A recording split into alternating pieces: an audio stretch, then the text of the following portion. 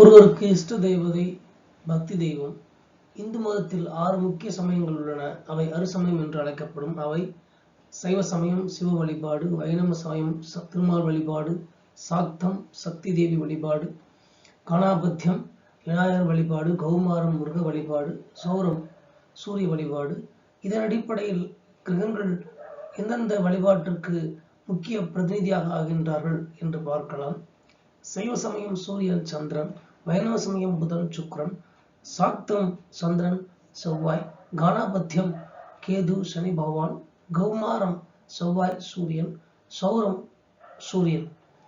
இதில் சம்பந்தப்படாமல் அதே நேரத்தில் நம் வழிபாட்டுக்கு பயன்படக்கூடிய பிரம்மா சரஸ்வதி குரு ஸ்வரூபங்கள் அனைத்தும் குரு கிரகத்தினுடைய ஆதிபத்தியத்தின் கீழ் வருகின்றன.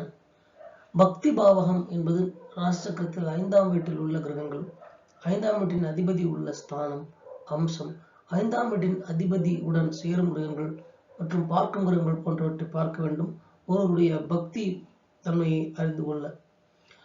உதாரணம், ராசி கட்டத்தில் 5ஆம் இடத்தில் உள்ள சுக்கிரன் புதன் பலம் பெற்று அமையும் போது அல்லது 11ஆம் இடத்தில் சுக்கிரன் புதன் பலம் பெற்று அமைந்து 5ஆம் வீட்டை பார்த்தாலும் திருமால் மகாவிஷ்ணு வழிபாடு அந்த தன்மையில் வைணவ தன்மையில் ஈடுபாடு காட்டக்கூடியவராக இருப்பார்.